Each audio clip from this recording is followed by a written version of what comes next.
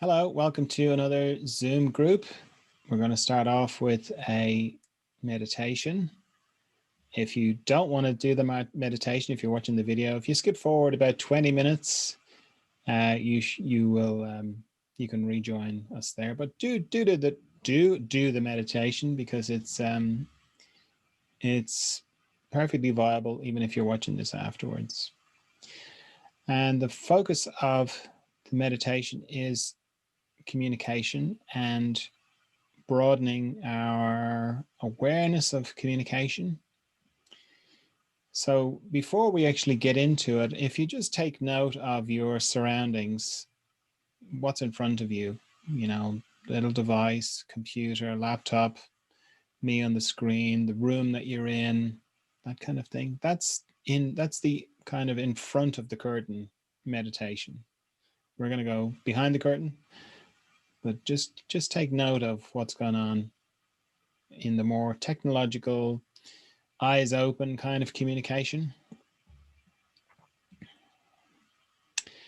And then to go into the meditation, I like to just close my eyes. I don't get into a special position. I don't get into a special, oh, this is my meditation position. I just like to close my eyes and just see where I'm at. And if I got into a special position, I'd miss that. I'd miss that opportunity. So I like to just close my eyes and then let my system or my body talk to me. Let me know how it's going. When you're starting out in meditation, as I do in the daily meditations, I go into, scanning your body from your head to your feet. And that's fine when you're starting out. But if you've been meditating for a while, you develop an awareness of your body. And how it is for me anyway, is as soon as I close my eyes, whatever part of me is not comfortable lets me know. And I sort of work through it. So if I close my eyes now, my back is not completely as comfortable as I thought it was. So I just let it do what it wants to do. I let it straighten itself out. My hands want to I was kind of holding my hands together. They want to stop doing that.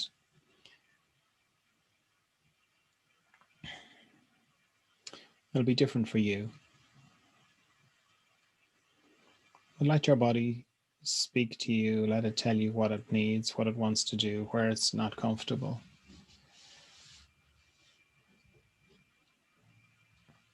Something that I've found is very helpful for helping my spine straighten out is thinking about my heart rising up to the sky. That more than anything seems to get my spine in its most comfortable position. I've tried all sorts of things, lifting my head up and elongation, but that thing of lifting my chest up, that seems to just set all the curves in the right sort of space.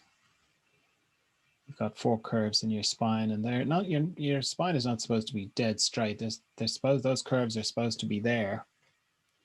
So the work is to let it go into a more straightened, more natural position.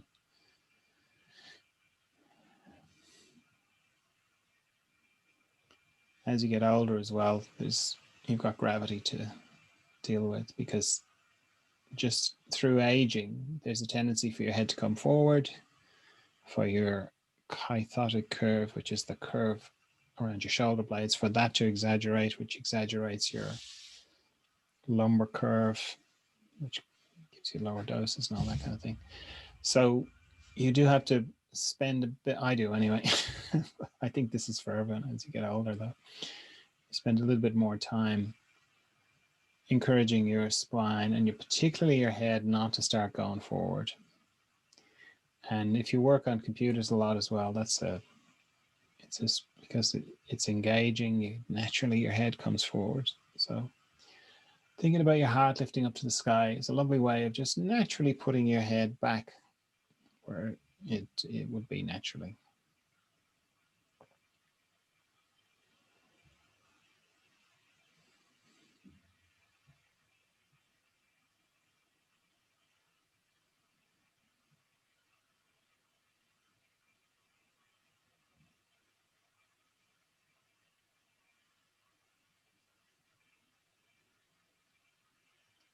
So it's quite easy to forget to breathe during meditation.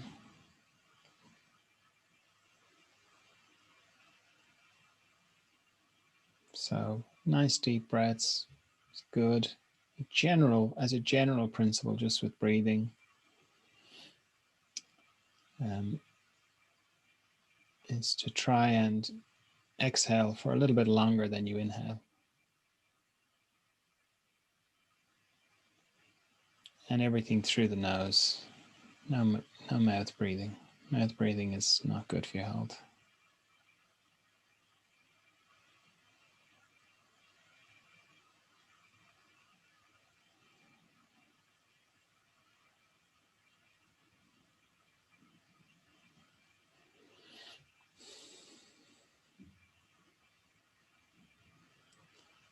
So one aspect of meditation to do with your body is the process of letting go of tension. As I was just describing, finding the different areas. Some areas are more obvious, like your back, your abdomen, shoulder blades. They're kind of your neck. Those are places that just hold tension. And as soon as you close your eyes, they start talking to you. Then there are more subtle areas that are not that vocal, but they still hold a lot of tension. Pelvic floor is a good example.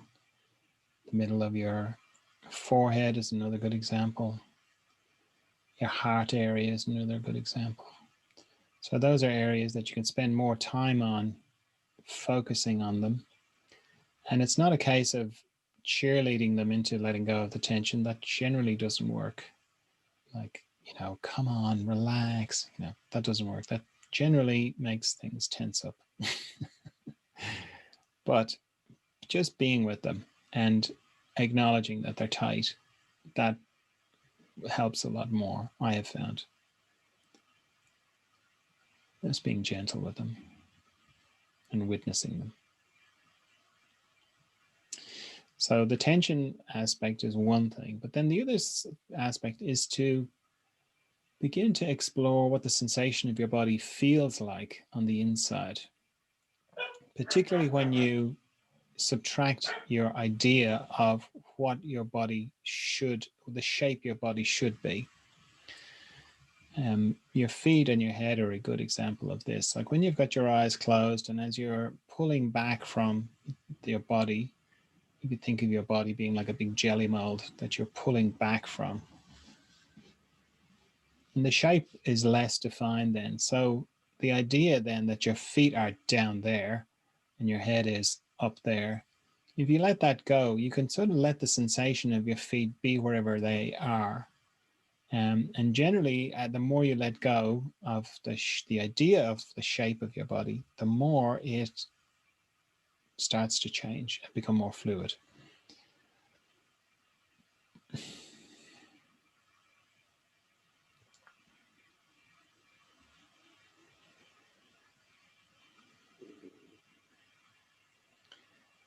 And you can become more conscious of the differences in the different sensations. Like the sensation in your face, your cheeks, it's got such a different quality to the sensation in your feet.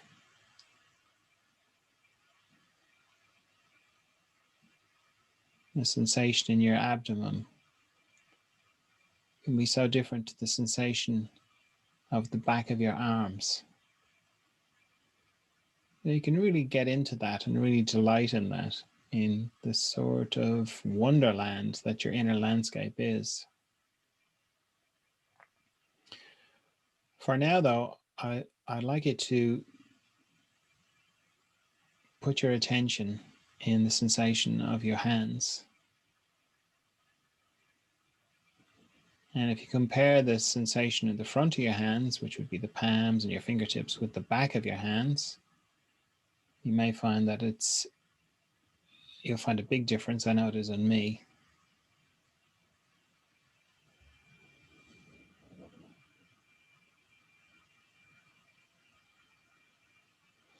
And when I let go of the shape of my hands, the front of my hands seems much bigger than the back of my hands.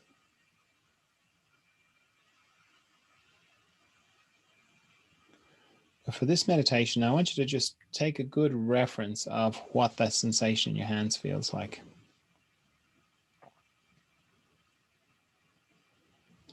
Take a mental snapshot of it, because we're going to add to it in a minute. And I want you to have a good reference for what you come back to.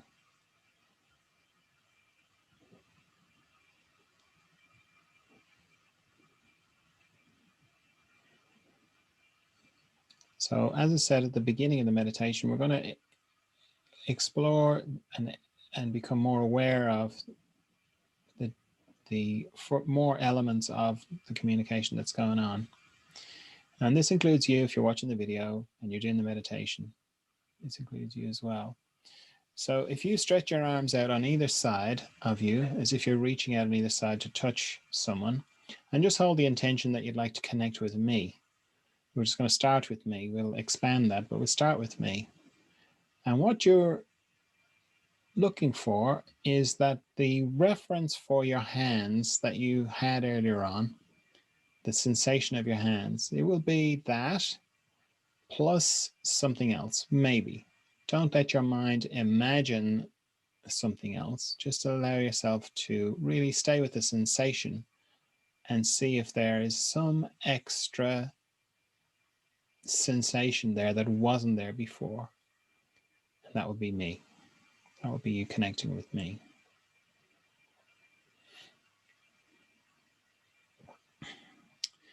Now, if you're watching the video or if you're in the group and your mind is going, how could that be possible? He's in a different country. I'm watching this video 6 months, a year after it was made. How could that be possible? Well, time and space operate differently behind the scenes. So that's number one. But more importantly, to help your mind, because your mind is trying to protect you, and that's fine. That's kind of one of the things that it does. So you can acknowledge that and say, okay, that's fine. Thank you for those pointing those things out to me. I'm going to think about all those things after, when we're finished. But for now, I just want to feel the sensation in my hands and just want to feel if there is this growing extra thing in the tips of my fingers, maybe moving towards the center of my hands. I just want to see if that's there. I just want to play with it. Okay, I'm going to have a good think about it later, but for now, can we just feel the sensation in my hands? Something like that.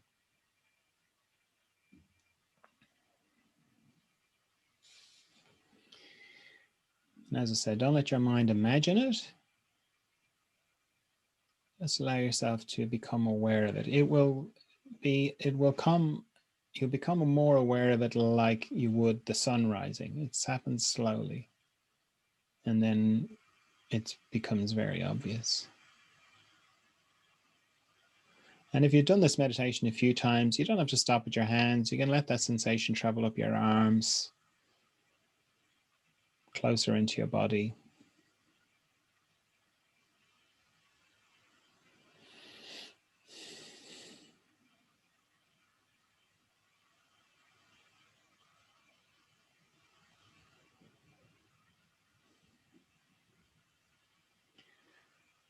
And now you can include the other people in the group as well. You can connect with them. Same if you're watching the video. Time and space operate differently here. You can connect with the other people in the group.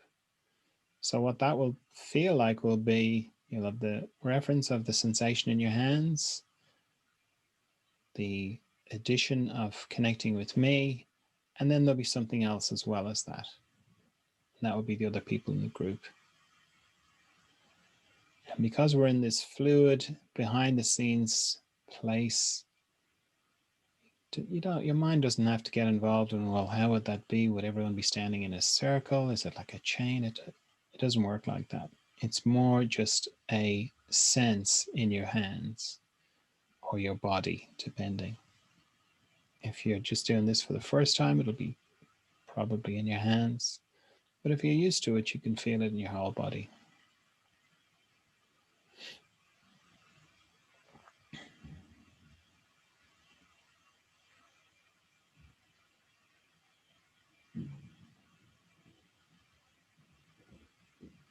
Same again, if your mind starts to get involved, just thank it. I'm going to think about it all later, but for now I just want to enjoy the sensations that I'm feeling.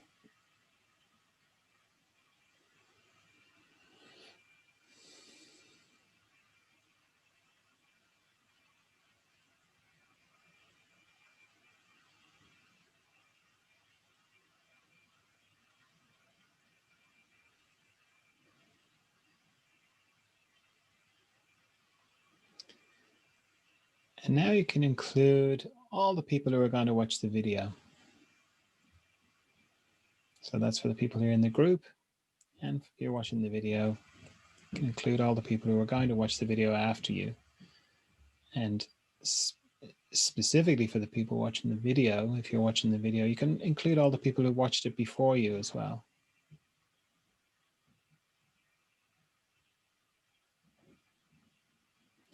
Time and space operate differently here.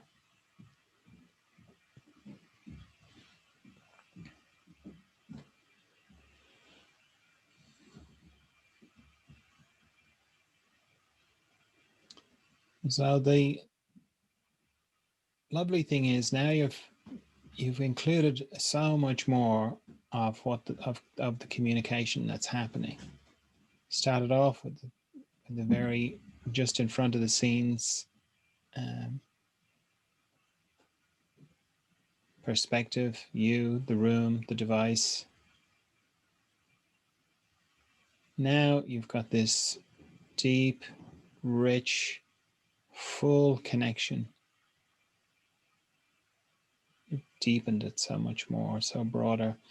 Because when people talk about the realization of oneness, you know, whether they've come to that through, you know, meditation, whether they've come to it through fasting, drugs, shamanistic ceremonies, ayahuasca, you know, the sort of realizations where they say, I looked at the person's face and like there was no difference between us, we were one.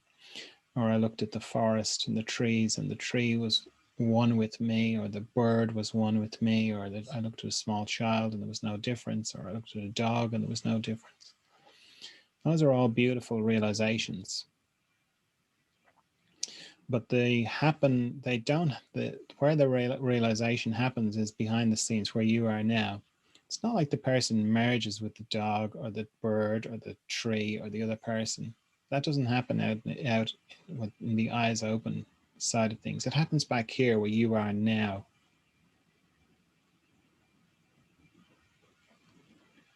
So the lovely thing is that the more you do this, and you can do this anytime, and you can do this in your meditation, you can connect with lots of different friendly energy behind the scenes. You can have a very positive impact for good behind the scenes, because this is where everyone exists, behind the scenes. This is the beginning of the mystery. So if you're concerned or you want to help out, you can do it all back here. And also, you, through doing this, you realize you're not alone.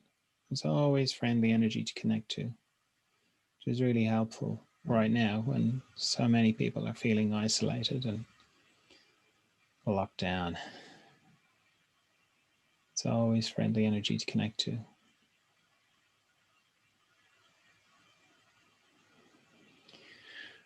So with meditation, it's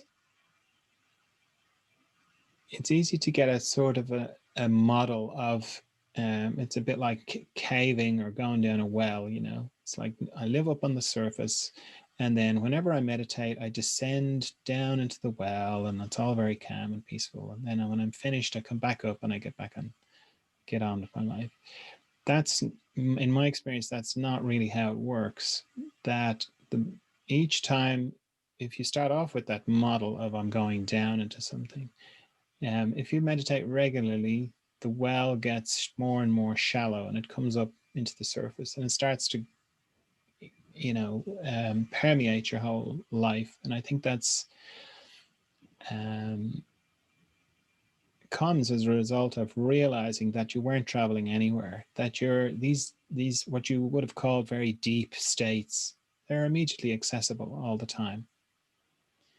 So depending on where you are with meditation, if you're just starting and you've only been meditating for a little while, yeah, you'll feel like you're traveling somewhere, and that's fine.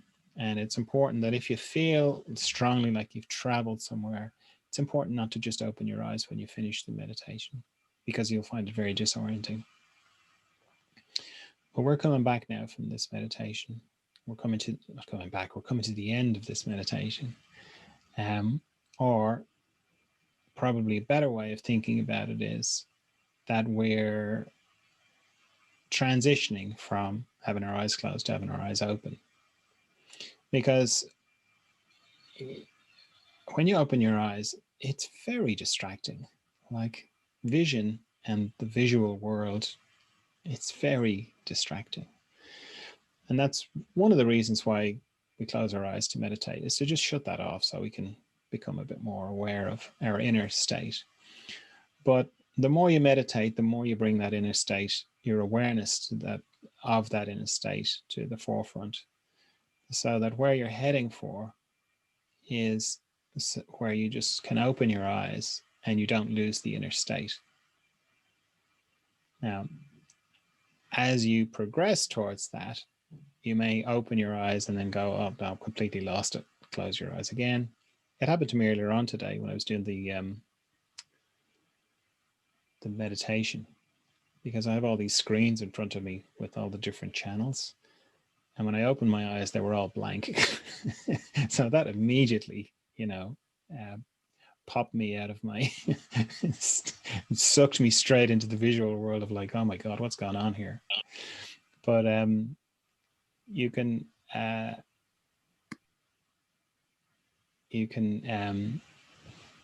if that happens, you can just close your eyes again and go, oh yeah, there it is. And then you can open your eyes again and you close your eyes again if you need to. And you can use your eyes like a valve to balance the inner space and the outer space.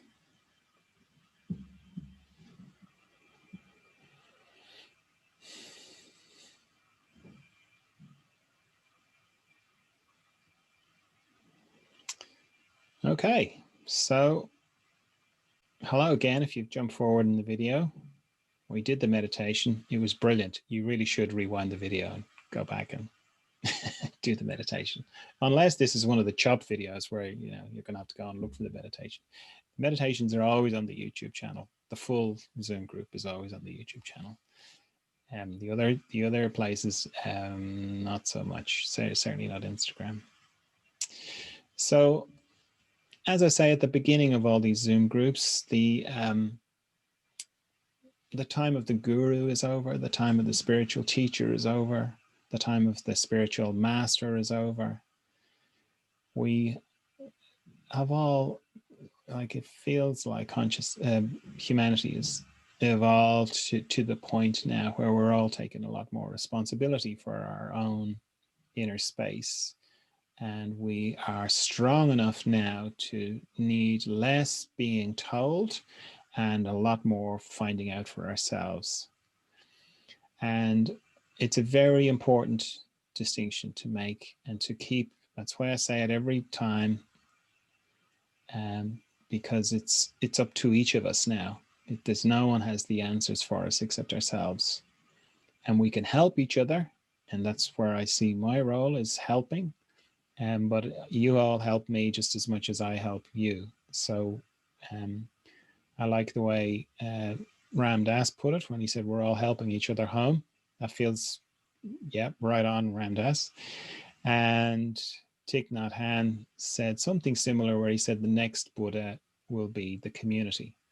And I think that's good as well. That's a good way of thinking about it. So I'm not teaching at all. That's not what's happening here. There's no program. There's nothing like that. You have to let all those models go. And, me probably the most, because I came through a very strict kind of spiritual tradition. And I had a master and I did the whole thing. But Those days are over now. So all I'm doing is sharing my experience. I have a lot of experience for sure, and I'm happy to share it. But that's all I'm doing. I'm not saying anything I say is right, and I'm not asking anyone to believe me. I'm not telling you at all. I'm not doing anything like that. It is very much a friendly conversation. And in a way, I like this format because it really brings that home, because in another way, even though we've all connected behind the scenes, which is where the real communication goes on, that's beautiful. But it would be very hard for me to do this in a group, because as soon as you step in front of a group of people, it's really hard to not have that dynamic of like, oh, you know what you're talking about. But with this, it's just me and you, really. I mean, you can see the other people in the group, and that's lovely. But, mostly it's just me and you having a little chat like you would with a friend. And like when you think about profound realizations that you've had in the company of another person, or somebody sharing you something, whether it's like, oh, I saw this great movie on Netflix, whether it's as simple as that, or, oh yeah, I can see you're in a lot of distress. I've been in distress similar to that, and this is what I did to help me. And then you go, oh yeah, that's great, I'm going to try that. I think that's more what's happening now. All around, and you can see it, like, particularly when you see the talk show hosts. It's so funny. I mean, it's kind of returning a little bit to the way it was, but initially, they went from I use celebrity because it's very there's spiritual celebrity as well. That's kind of what gurus are. So like when you take talk show hosts, and they went from teams of people doing their hair and makeup and the lighting and everything, they went from that to pretty much what I'm doing and what everyone else is doing, just in their house doing the best they can. But for them, for this talk show host, they just look wrecked in comparison to the way they normally did. So having said all that, I'm very keen to talk about the sorts of things that are of interest or concern to the people in the group. So does anybody have any questions or anything they'd like to share? Okay. Somebody sent me, oh, hang on. Someone is saying, John, do you know something about scoliosis? No, I don't know what that is. Is that the right spelling? Let me quickly check that.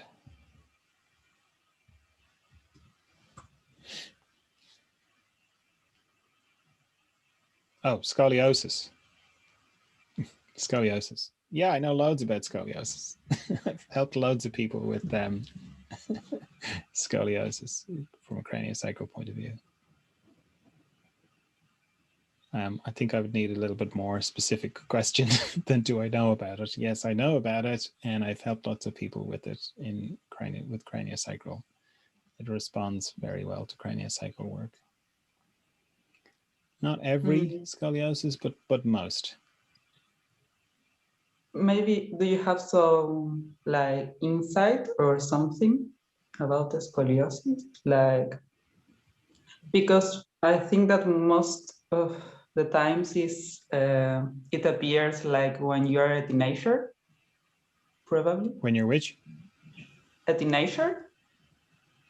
Or I don't know. In my case, I don't know that other word that you're saying is. Yes. It appears when? I have discovered scoliosis when I was a teenager. Oh, a teenager. Yeah. Teenager. Yeah. It's common. Yeah. And I never knew like why I have scoliosis. It's not a trouble for me, but it's like a mystery. Like, yeah, why? What can I do with it? I don't know. Yeah, it depends on how, it depends on if it's causing you pain or not, and if it's getting worse. I mean, there's lots of different reasons, excuse me, for scoliosis. It's like anything, you know, it's like people would say things like, oh, what causes headaches, you know? I mean, the reasons for people get headaches is so complicated, you know. But some of the things I found with scoliosis are, as you say, it can happen often in teenage years, and that's often to do with growth in not irregular growth. What's it called? It's like uneven growth, uneven. So one side of the spine will grow more than the other side, and more so than the spine itself, because the spine is kind of like a collection of bones, and you could think of those bones, the vertebrae, as they're like beads in a necklace. That's a good way to think about it.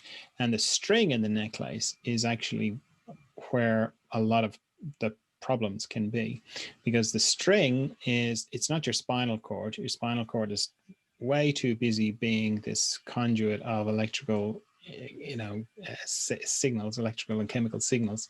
So it's busy doing that, and it's pretty fragile. Okay, but around your spinal cord is a tube of membrane, and that's the string bit, and that's tough, you know, that membrane in your head, because it comes up, it's like a tadpole shaped membrane. It goes around your brain and then down your spinal cord.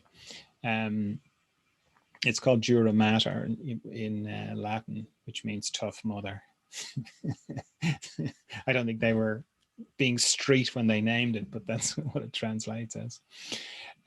So what can cause scoliosis, and again, these are not definitive, okay? These are just things I've observed. It's not like this is the cause of it. But what I've seen repeatedly is uneven growth in the membrane system. So you'll get a bit of growth on one side and the other side not growing as fast. So that sort of tilts it one way and then tilts the other way and so on. And the reasons for why there would be uneven growth is more to do with the blueprint. We're getting right into the technicals of work here, but anyway, the blueprint is,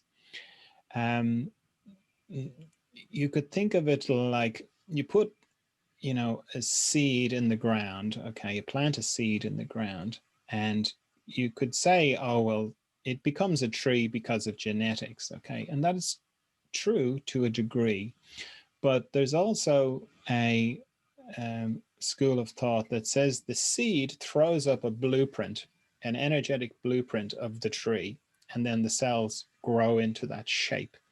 And in practice, I have found that to be true. So it's like you have, you know, if you look at a person from the side, or, you know, you go back, you got the cells, and then behind that you have the blueprint, the energetic blueprint. And often when somebody gets a physical trauma, it's not the cells that are traumatized, it's the blueprint has become traumatized, and it becomes knocked out of shape.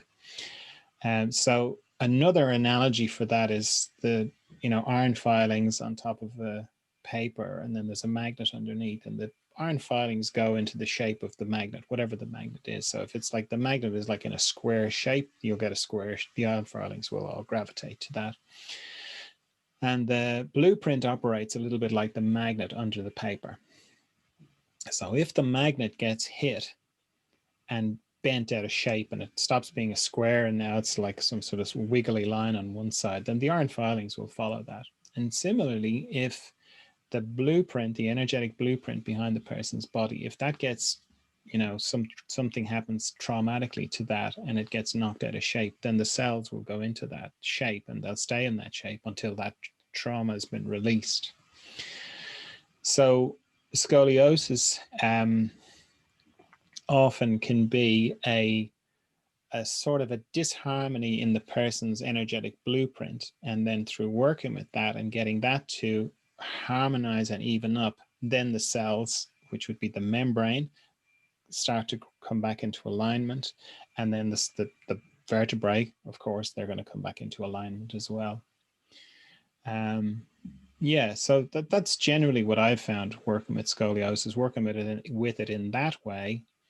And this is not taken into account the person's story and what the scoliosis might mean to them and the significance and all that kind of stuff, which all has a bearing. I'm just talking about mechanics really here. Through working with them that way, it can become aligned. In terms of what you can do about that yourself, being aware of that, and you know, if that's you know, that rings a bell for you or it sort of resonates for you, that can be enough to get it to start to correct. It can be something that can just sort itself out through time and growth. Like the other thing to bear in mind with spines as well is there's a doctor called John Sarno who runs a back pain clinic. He used to be a surgeon, but he just runs this clinic now in New York. And he came up with this idea of tension myositis syndrome, which is to do with how the psychological causes for back pain.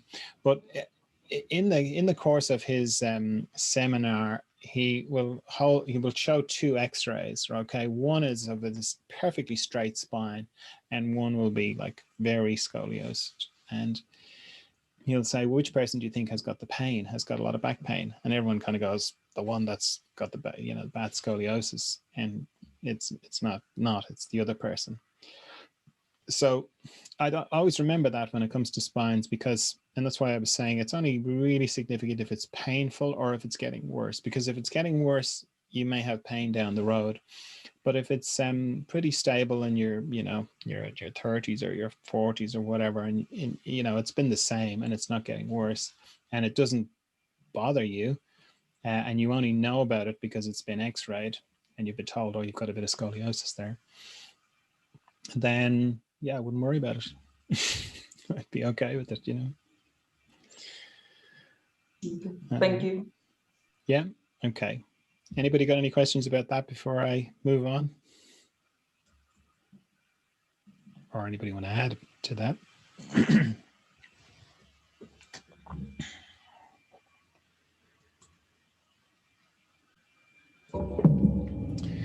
Okay, somebody got in touch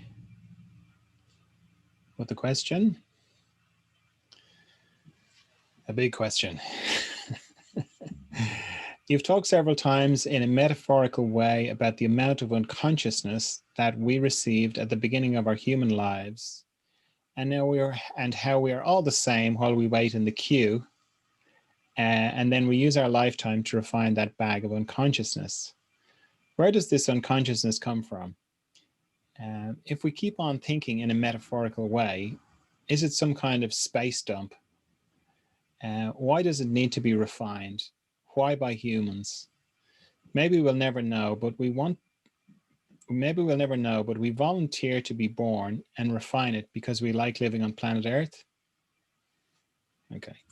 Now, if you haven't watched previous ones, what that person is talking about is, I talk about this analogy of being in a queue, like we're up in heaven. I'm just saying heaven. Not saying heaven's a real place, but just when you say we're up in heaven, everyone gets what we mean, okay? Before we're born, right?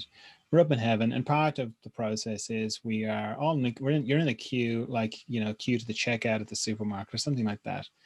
And what's happening in this queue is people are deciding how much unconsciousness they want to take on for their life, and they'll spend their life refining this unconsciousness, okay? And different people take different amounts. So the person in front of you takes 4 kilos of unconsciousness, and when it's your turn, you say, oh, I'll just have 2, and then the person behind you says, I'll have half. And if you bumped into the person who was in front of you during your life, they would be really unconscious because they've got all this unconsciousness they've taken on to refine. You would have your 2 kilos that you'd be working away at, and the person behind you would, you know, if you'd met them in your life, they would be radiant because they have so little unconsciousness to deal with. So that's what they're talking about. Now, where does the unconsciousness come from? I don't know. I that feels like it's above my pay grade. Meaning it's beyond, I feel like it's beyond my, of course I've asked myself that many times, and I don't have an answer. I haven't got an answer for that. And so I kind of came up with that analogy just from observation, because it seems to be the process that we're all engaged in. All life seems to be engaged in that on Earth. In this process of refining unconsciousness, of turning unconsciousness into consciousness. Okay. And consciousness and love, for me, are interchangeable. They're kind of the same thing. Because when something becomes conscious, in my experience of it, it becomes love, certainly inside me. And when I think about, where I was before, and, say, if I became more conscious of something, as I become more conscious of it, it becomes love. And then that's because when I look back on it, it wasn't love, it was different. It's not some kind of space dump. I don't think it's a space dump at all. I think it's a process. Feels like a process of growth. And when I think about it, I'm very conscious of the limitations of my awareness and my consciousness. And I feel very much like a cell, the cell in my, like a, it might be like my fingernail, the cell in my fingernail wondering about me. That's what it feels like. I feel like I'm very conscious of the limitations of my consciousness, because I'm trying to discern the movement of God or life, in a way, like, that cell in my fingernail has to move around because I'm moving my finger around. It doesn't really have much choice about that. Now, I know why I'm moving my finger around, because I'm making a point, but that cell doesn't know that. And I feel like that, I am that cell in my fingernail. I'm just, being moved around by life. I'm observing life, and I'm observing this movement of growth and transformation of unconscious into conscious. But it doesn't feel like a negative thing.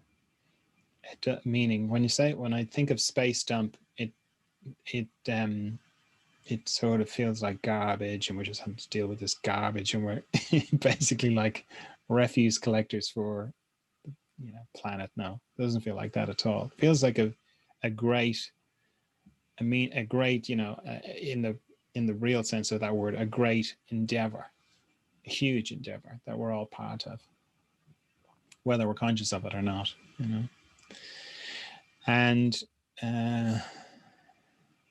why does it need to be refined?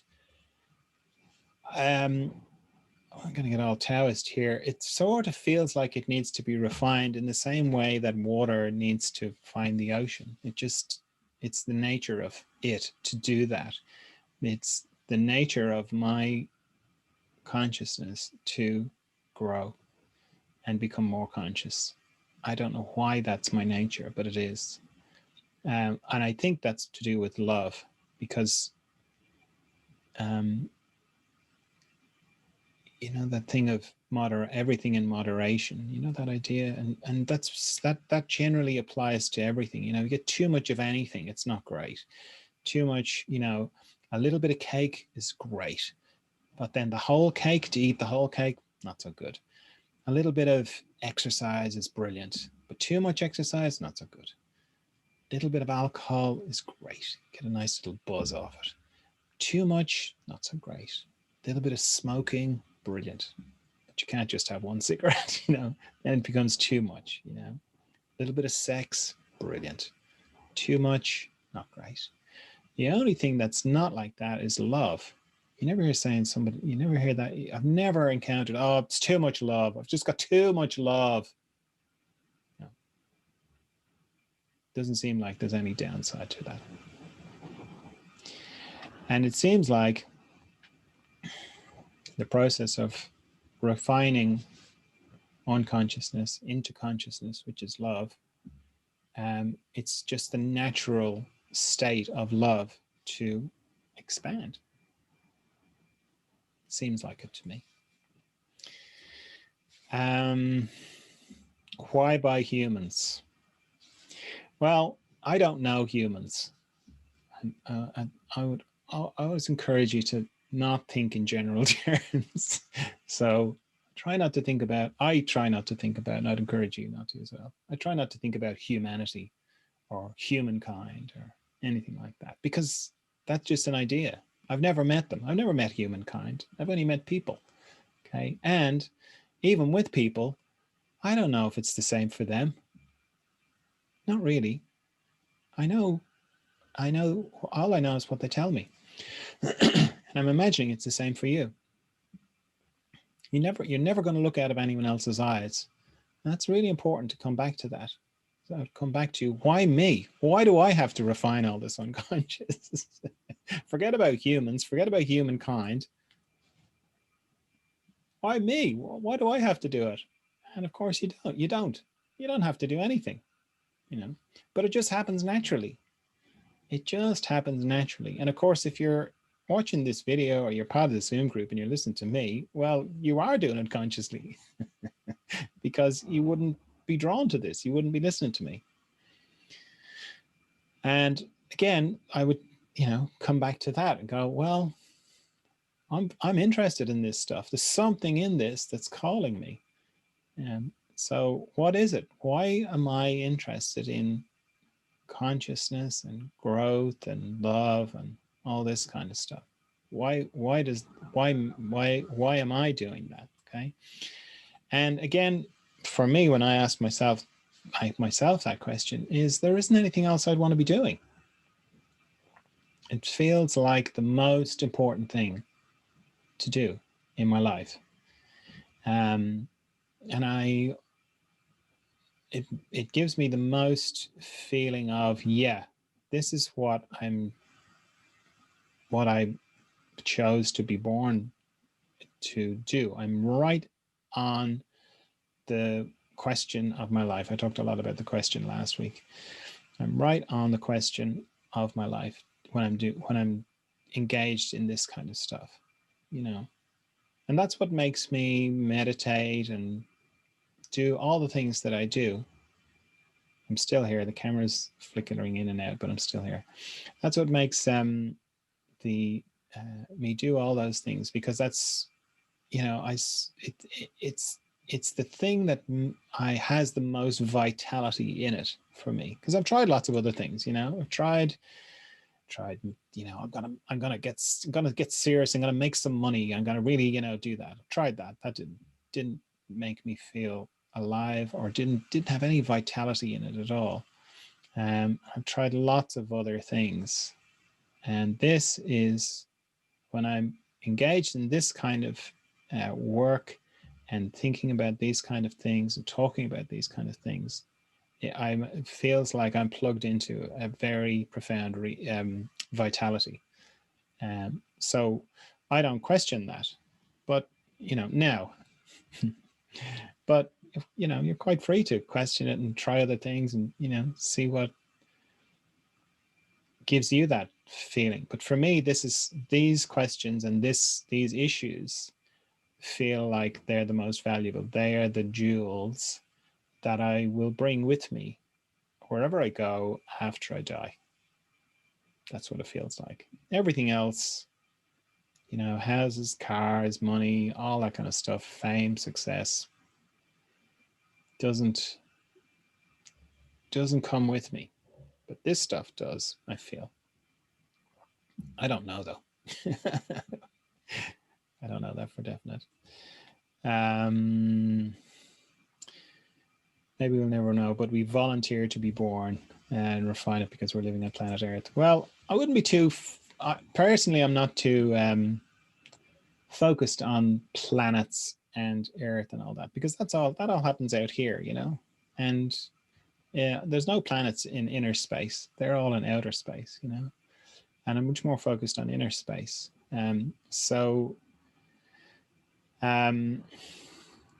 Like people talk about coming down to planet Earth and all that, and that's such an external perspective on things, you know. Like I don't think of it like that, you know. It's like, do people talk? I don't play those virtual reality video games, but I know a lot of people do, and you know, it'd be like those people talking about, I don't even know the names of them. What's a virtual reality game?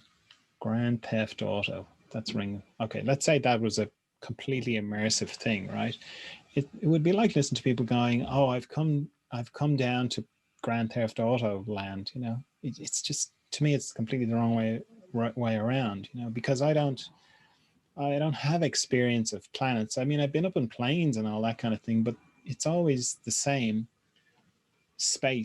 little space bubble that I'm in. You know, but if I really believe in the visual world, then it looks like I'm out and about in this three-dimensional depth and all that sort of stuff. But I don't really experience all that. I certainly don't believe it because a lot of it requires belief. And there are so many gaps in that illusion that for me, it's, you know, I just don't buy it. You know, it's like the other side of things. I've talked about this before. You can never see the other side of things. You know, if you stand in front of a tree, just as an example of how one of the gaps, you could look at this, you know, maybe it has one of those hearts carved in it, you know, Jay and somebody else, right?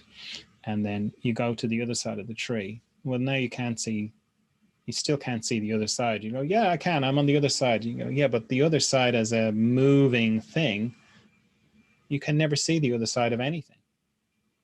And nobody talks about that or questions that. Why can't I see the other side of anything, you know? You'd say, what are you talking about? Of course you can see the other side. No, you can't.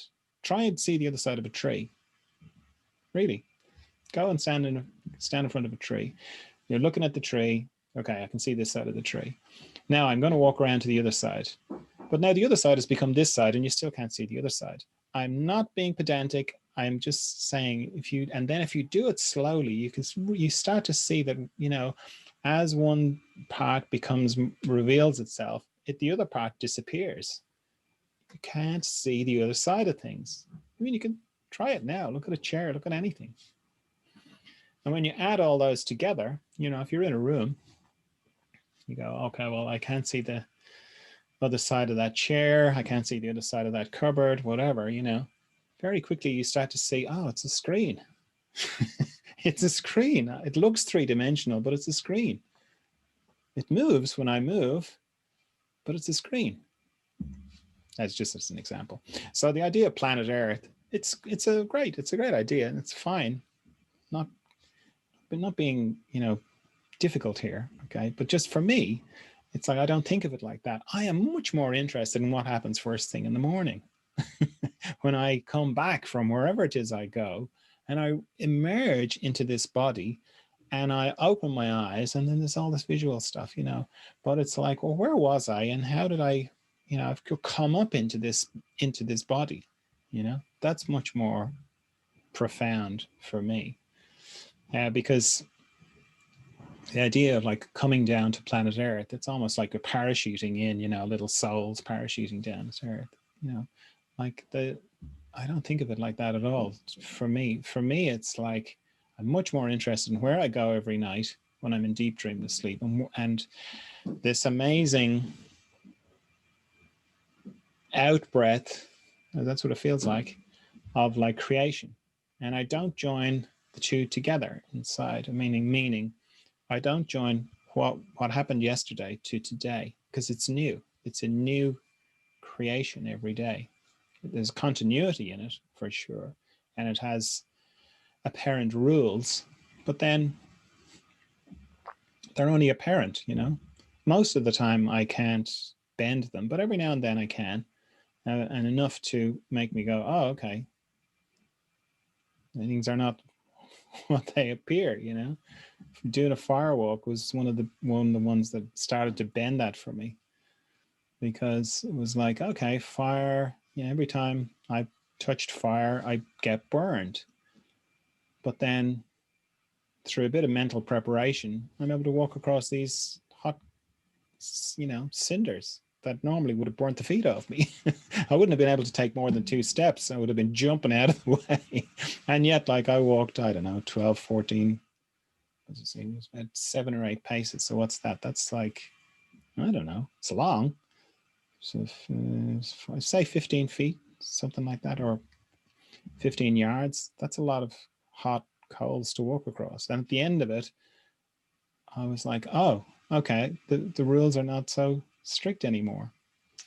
So I don't think of it as living on planet Earth. I don't, I go along with those things, but inside from myself, I'm much more, this is a thing that I come into every day, and I have all these experiences, and it's very interesting, and then I withdraw from it.